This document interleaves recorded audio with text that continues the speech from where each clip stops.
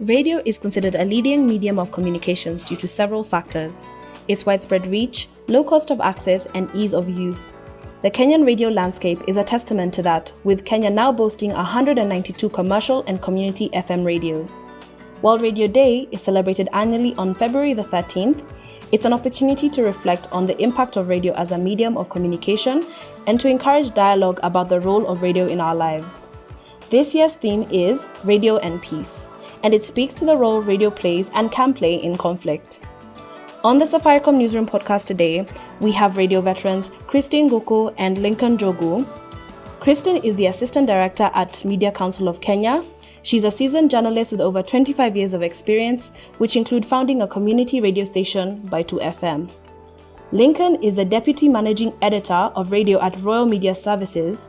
He oversees 14 radio stations, the majority of which broadcast in vernacular across the country. And lastly, joining me as a co-host today is John Girashu, Head of Content at Oxygen and formerly Parliamentary Editor at the Daily Nation. I'd like to pose my first question to you, Christine. Obviously, with your many years and having established your own community radio station, Baitu FM, we would want to know, how did you do it and what was your motivation behind establishing a community radio station? In 2004, I had already worked for television as a journalist, a news presenter for 14 years. And there was an incident of drought in our country, very serious drought. And we needed a lot of food donations, local and international, distributed to communities that were going through hardship finding food. I come from a community that is in the arid and semi-arid areas. And so they were among the people that were receiving some of these relief food donations. And I went out there to cover a story for the TV station. When I got there, one of the places there was an outbreak of aflatoxin poisoning from the relief food. And so I went into the hospital to have a look at, the story around the patients, the treatment, what the community knows, and so on and so forth. And then the doctor who was in there said to me, look, before we do the interview, can I ask you to go and have a conversation with the community? Because you come from the community, you speak the local language. And he said, I need you to explain to them about storage of the relief food once they receive it.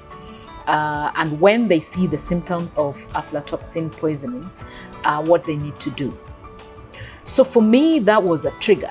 I said, I'm going back to my station. I will give out information about aflatoxin poisoning. It will be in English and at best in Kiswahili. But my community, half of them will not have understood anything.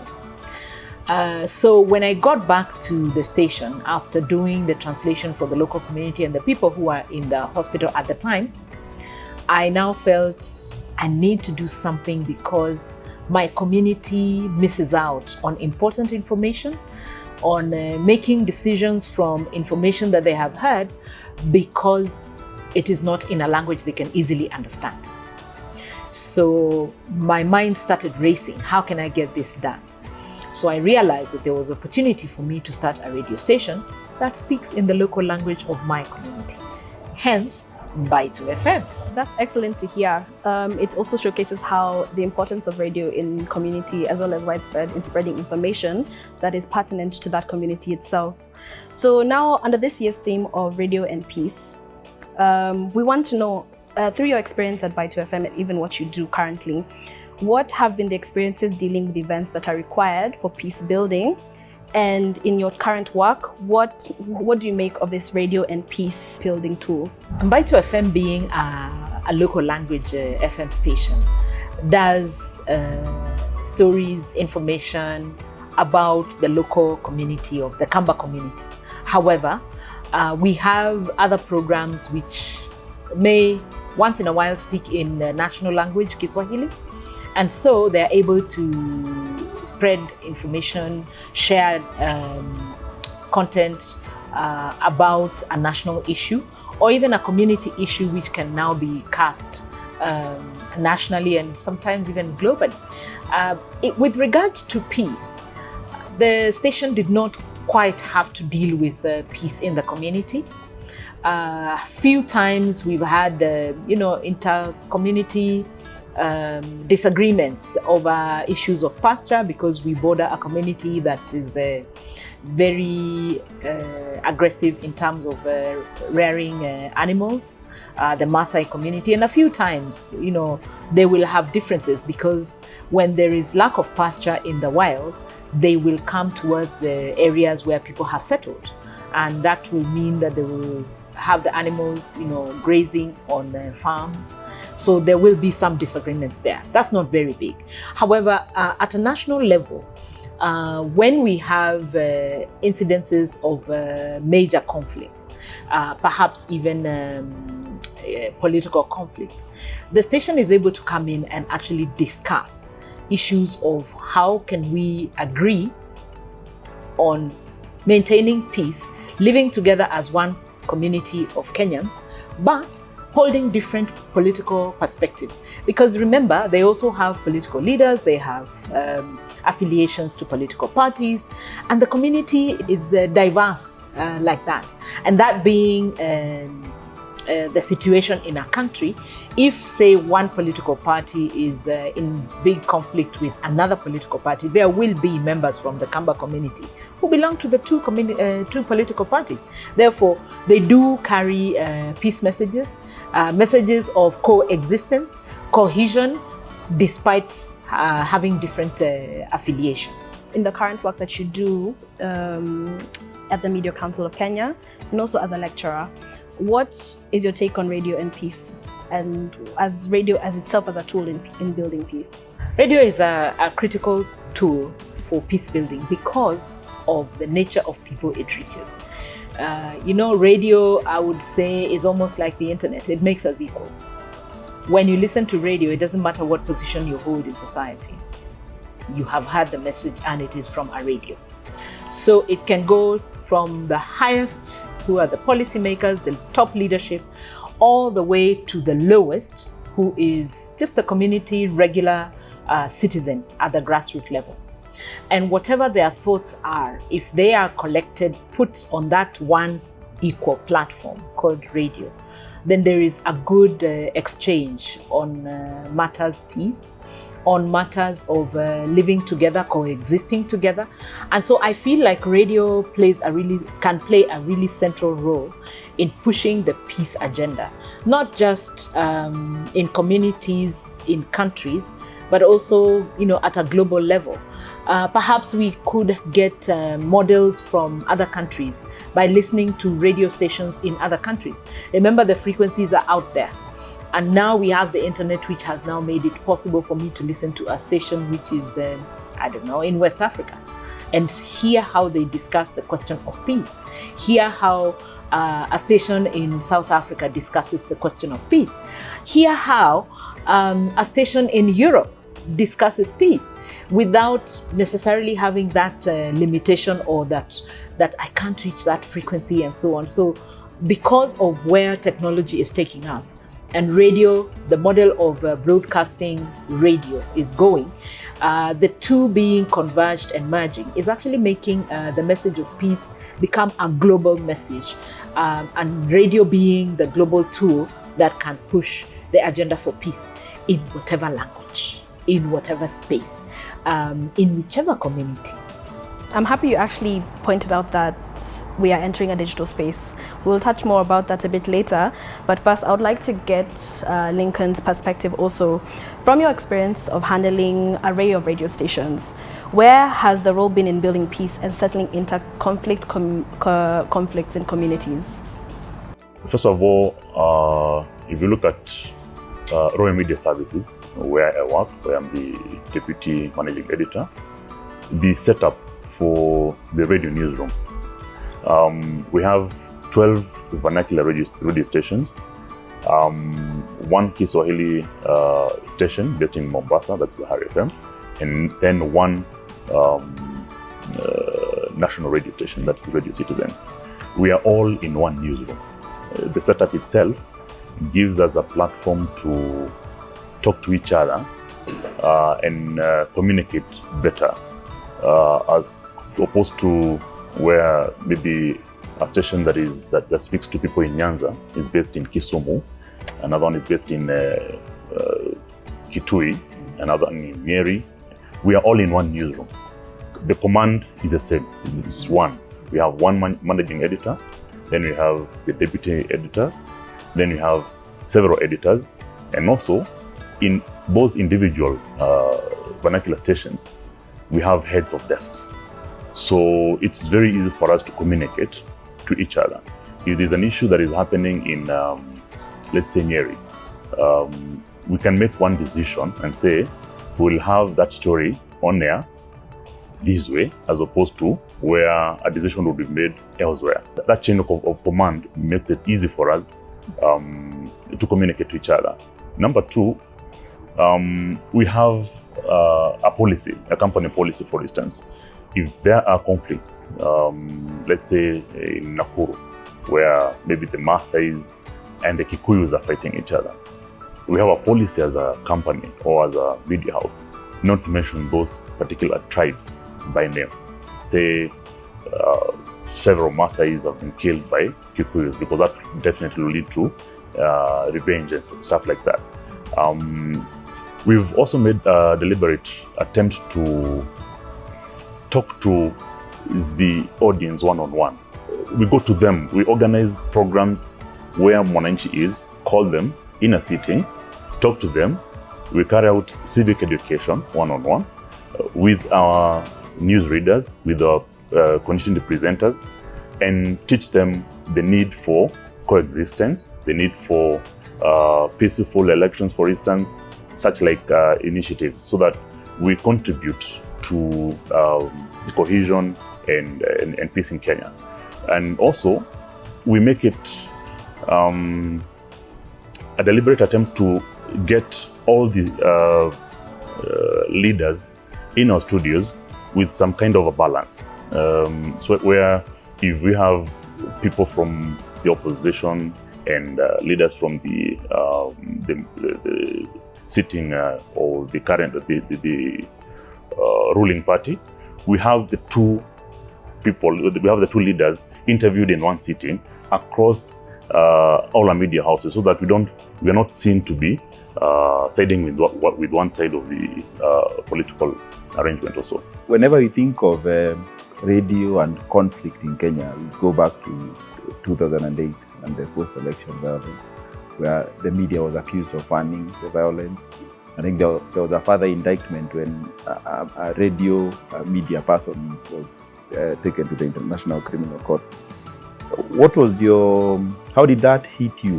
What was your experience with that criticism and then the subsequent development? We always imagine that it's politicians who fuel violence, but the fact that we had a radio journalist there, that made us to sit down and think on how our broadcast can be neutral in a way that will not fuel violence. But if you look at it, that was one radio journalist out of so many radio journalists. So you didn't want to brand radio journalists or media personalities as people who don't know the value of peace in Kenya. It was followed by training with partners like Media Council of Kenya, UNDP, so many organizations. We had to sit down and see how radio journalists can be trained. We had to go to even the correspondents in the ground and tell them, this is now where if you decide to go that journalist, I don't want to mention his name, if you want to go that route, this is, you will take personal responsibility. That is something that even now we are insisting when we have these trainings, where we are teaching people that, or the practitioners, that you will not hear of a radio station being sued. It is you as a journalist, it is you as a radio journalist who will face those charges. If it is a fine of 10 million, it is you as an individual who will have to look for that money. And these trainings have given us fruits. If you look at 2022 elections, for instance, the events of August 15, what was happening at the Bomas of Kenya, people would have imagined that Kisumu will burst. People would have imagined that Kibera, there will be violence. But look at what happened. We were calling our correspondents in Kisumu. How is Kondele? Peaceful. How is Kibra? Peaceful. Guys are going on with their businesses as usual. It is as a result of that kind of civic education, getting to people, telling them it's not about fighting for the leaders. Let the leaders do their bit. You do your bit, vote, go home, wait for the results. And 2022 elections can be termed as one of the most peaceful elections out of that kind of engagement that followed massive training from 2007 after seeing what our country was turned into, chaos, houses burned, people being killed. And the good thing is our reporters then, our correspondents then, were on the ground. They saw exactly what happened, and that taught them so much. And maybe that's, I would say, moving forward, I don't think we'll ever get to a situation where the country will get to 2007, 2008 violence. Christine, you're in charge of training and curriculum development. What do you do for conflict reporting, for peace building? Radio, in a way, is very personal because the person who is on air speaks to an individual. They don't speak to a group of people. They speak to you, the listener, who is my friend, you know. So there's that personal attachment to radio for most of the listeners. When we look back and the actions that were taken afterwards, intensive training, developing training content for those who are already in the media houses, developing content to feed and enrich what is being taught in the colleges and the universities. That's what I do now. And it has begun to bear fruit. At least the 2022 elections is an example. I think we also have an example from another previous election where we had an election and everybody sat back and waited for the results. Controversial as they will be.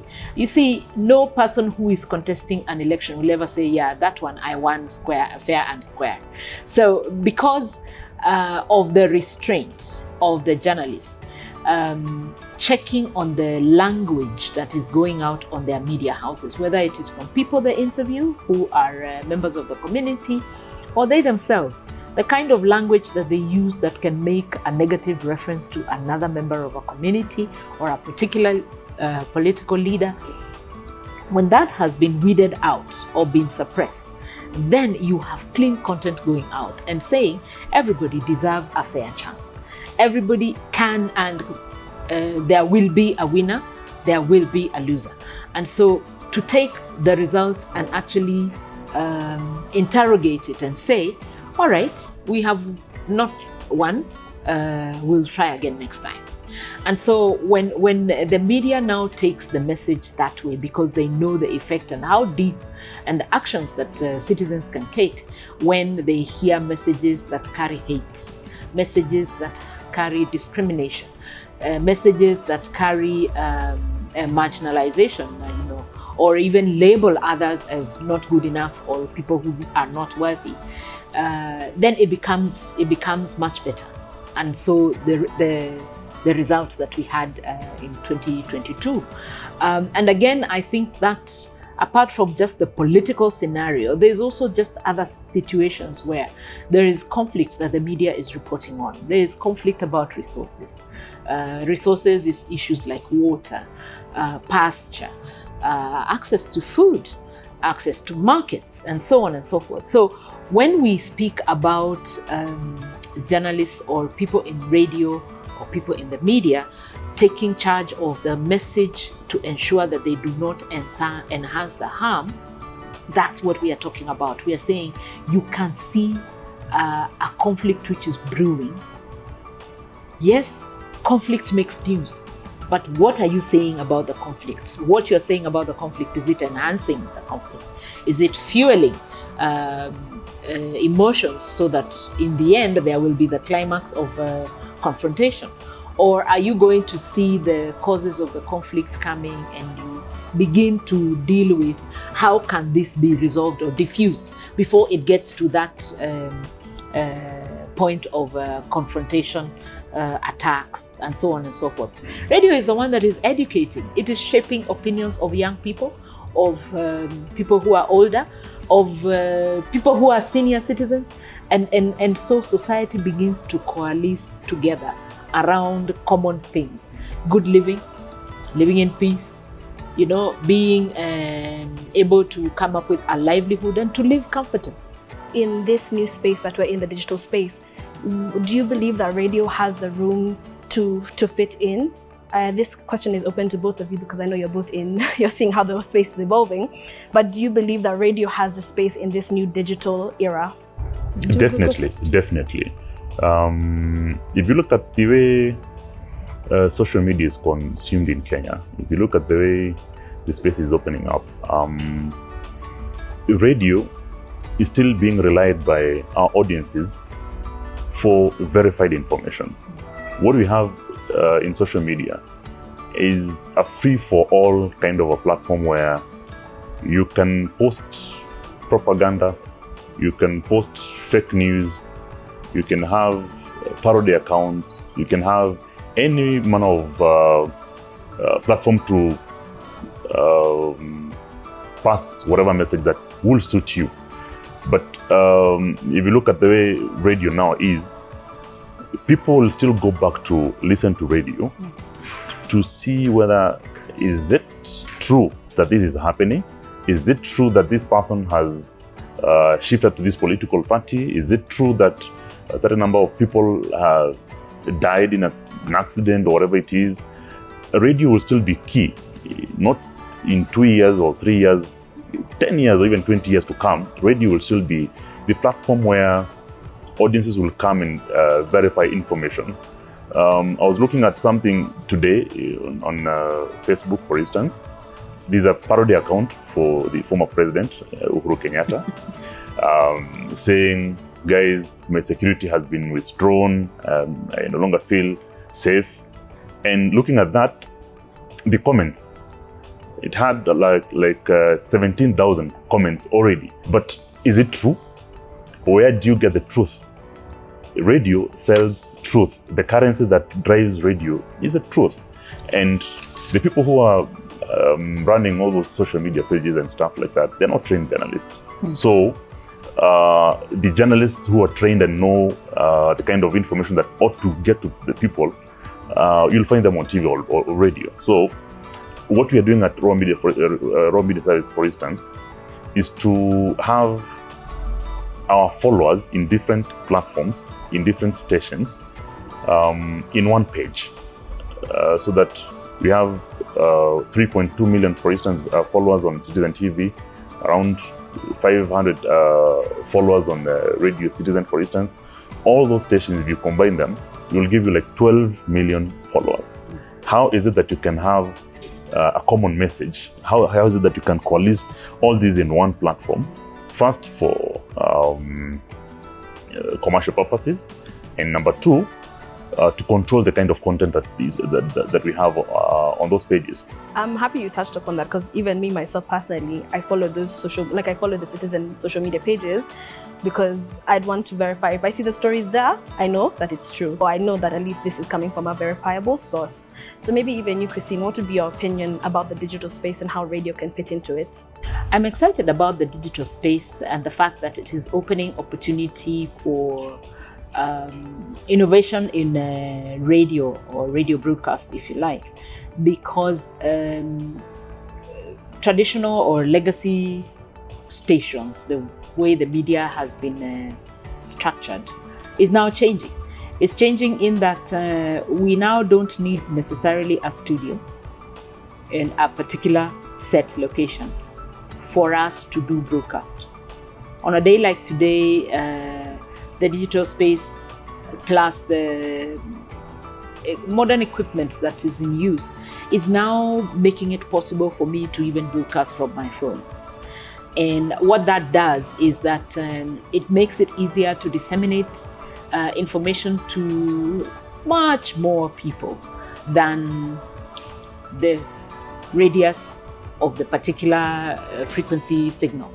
And apart from that, then there is the question of the interactivity in the dialogue that you mentioned, and to hear different perspectives, not necessarily from the one community or the one locality where the station is centered, or not even from the same country.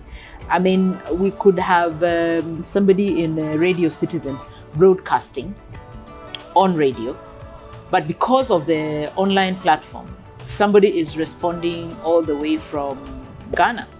Another one is responding from Australia because they're able to consume that information.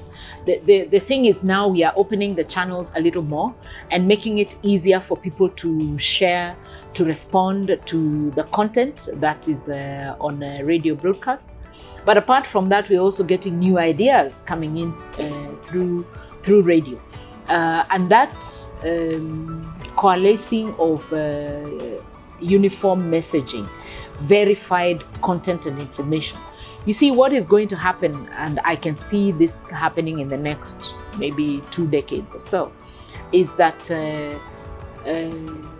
media, social platforms will become very popular, in that people will look at the rest of social media where they don't know the source of the information, they don't know who put that information there, but they'll always come back and fall back on a radio station's media platform, social media platform, because they know whatever goes there is verified.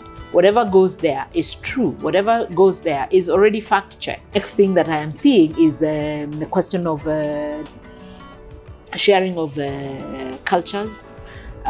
When somebody puts out content there about their community, and maybe they've been broadcasting in a vernacular language or a local language, and now they decide, okay, I'm going to translate this, our local language program, and put it in English, but put it on our podcast, or put it on the internet, on our social media spaces.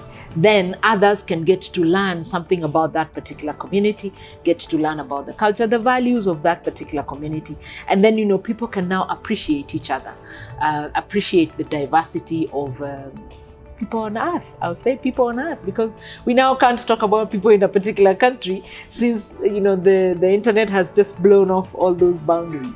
So for me, I think the digital space is a very good development that has come, especially for the media and for the communities to see the opportunity that it presents for sharing, building one another, having a rich exchange, and especially on radio. In my media studies, we used to call that fragmentation. From a media perspective, my concern becomes then, will the business model then have to change for media? And second, will there still be community radio that is building bridges against between conflict-ridden communities? Will that still happen? I think it will. You called it fragmentation. On a day like today, we call it convergence. Sometimes we even call it disruption. And it has a definition now. It's not a negative definition. You could even say it is innovation. That's what you were calling fragmentation. Is now we are innovating different ways of sharing information. Indeed, there will be communities, there will be stations that are focusing on peace building, building bridges, because remember, a radio signal does not end like a road. This is where it ends. The signal crosses over to other communities. The signal also, even the issues, they cross over and they sort of overlap in different communities and in different places. And I know there will be those that will focus on peace. They may not even call it peace as such. They may call it something like living together, you know, sharing our land. I'm thinking of the subject of climate change right now. And any community station or any radio station that is talking about climate change is looking at it from how it affects an individual, a family, a community, and so on and so forth. And because of that, remember now this becomes a common issue, a common matter of concern. And because climate change is affecting livelihoods, it's affecting health, it's not exclusive to any particular individual.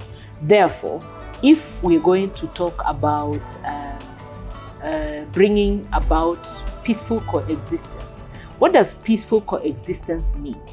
Peaceful coexistence goes across that I can get services from another community, that I can get food from another community, that I can negotiate with another community. And so if that line of dialogue is not existing, that means then there's a serious conflict. I cannot get served on the other side. So I'm seeing that radio stations are still running that peaceful coexistence agenda, but using the issues of public interest at the time. Issues of public interest right now are things to do with health, things to do with climate change, things to do with livelihoods. Because if I grow or if I produce a certain product on this side and I'm unable to sell it, perhaps my market is in the next community, I cannot carry my goods and take them to the other community because we are in a conflict. I might get attacked. But now if you start to talk about the issues and the things, the scenarios and the environment, the situations where we have to really work together somehow, then people will begin to see that there is really no need for us to keep the conflict at the top such that we are not able to do trade. We are not able to exchange ideas. We are not able to seek services from each other. So for me, I think it's the peace agenda is there. The building bridges is still there. The journalists might not even say it as we are now in a program where we want to build bridges between our community and the other community, but we want to just say this community grows this and is very good at growing that, and it is able to sell here. And these guys have the other thing, which now they bring to our side. I mean, you might find a community where they are very good masons. So they come to build houses in the community which grows food. So what happens? They buy the food from there and go back with it. So you see, the minute we begin to highlight some of those interdependencies, then communities begin to see that, you know, in one way we are very different. We hold very different ideas, but we need to go over that and live together, share resources that we have together. I think there's still an agenda of that peace building, that building of bridges between communities. And from those points, it just sounds like moving forward in the future, we're going to have to expand the business model. Not necessarily it will change, but we, as you said, there could be a podcast dealing with health matters.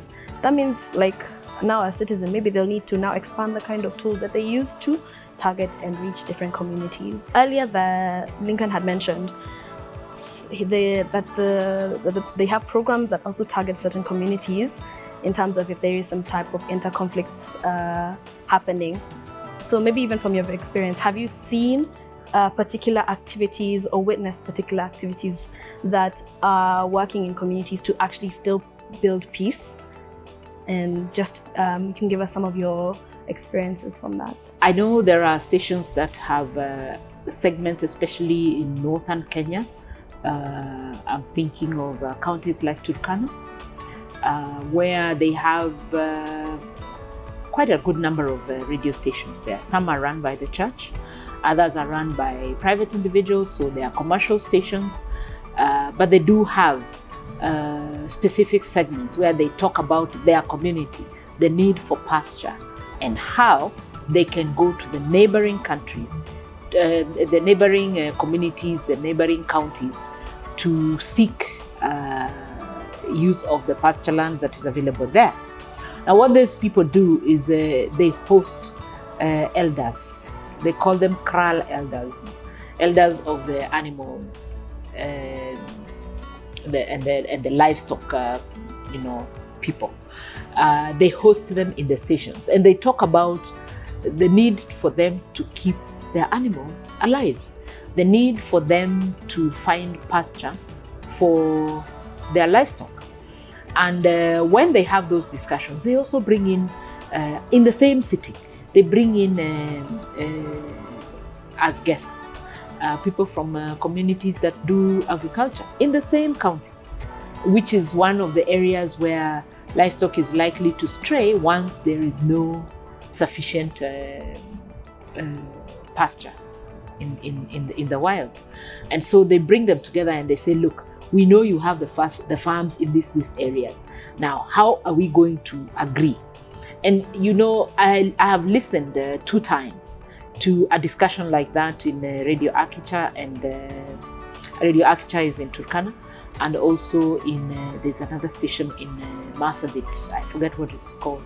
I have listened to a discussion like that where representatives from the farming communities are sitting in the studio with representatives from the livestock keeping communities, and they're having a discussion and they're telling them, so between this month and this month, there's still a little bit of pasture. We are just about to harvest our crop. So just keep the animals there for just like 2-3 weeks.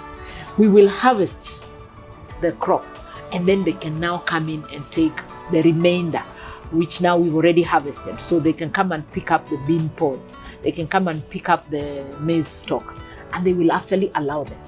Now, one of the things that the farmers or the farming community realized is once the animals come in, there is a value in them coming in. Value in them coming in because they leave droppings. And the droppings is like manure for the farm. So you see, the minute you have that conversation, you begin to see that there is a value in us allowing the livestock guys to bring in their animals, but after we have harvested, not before. Because then they say, once we have the food, remember, you will now be able to access the food from us. So there is that whole cycle where they now agree. And I tell myself, the fact that they are even able to sit in one room and share ideas is good enough. It's a good beginning, because when they go back and they pass the message now word for word.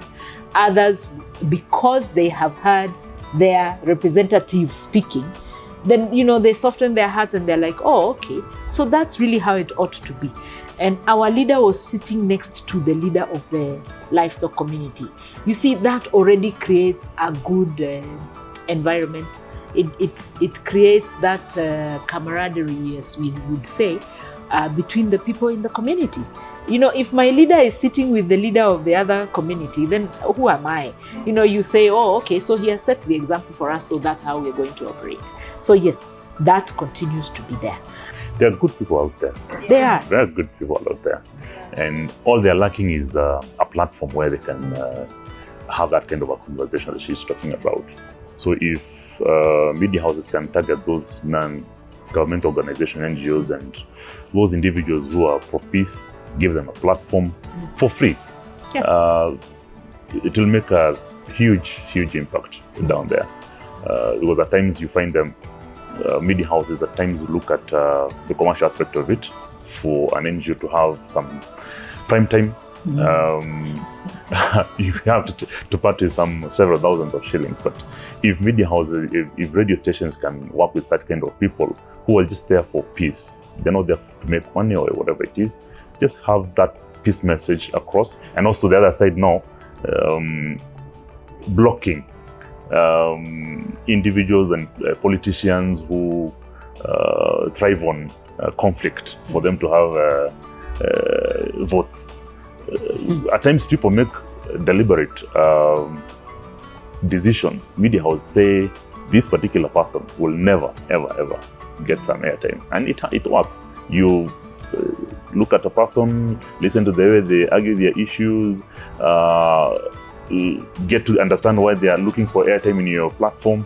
If you see some kind of a violent man or someone who is someone wants to thrive on conflict, then you block them, and that's it.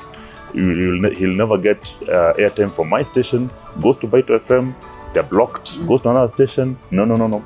That's it. That's how maybe media houses can have that impact and have a coexisting society. I think that's a very important fact, because it's important that we vet the kind of people that are on the airwaves, and also give now room for positive dialogue for those people, members in communities who need to get along or who need to live together, because that's what it's all about, having a positive dialogue that leads to actual solutions for the future. So now, lastly, as we now wrap up the podcast today, I want to just give everybody an opportunity, maybe just to say one last thing maybe we didn't touch upon, or you'd like to just leave with the audience. Okay, I'd say Radio for Peace is a very good theme for us to have for the World Radio Day 2023. And I would say radio is going to play a very big role as a driver for peace, as a driver for cohesion, as a driver for coexistence. When we say radio makes us equal, it truly does, because the voice that you hear is the same voice that the policymakers will hear. It's the same voice that the grassroots people will hear. And so, if we use radio as the driver for the message of peace, I think we're going to get really far. Radio is adaptable, and radio can, it fits everybody. Radio fits everyone across the globe.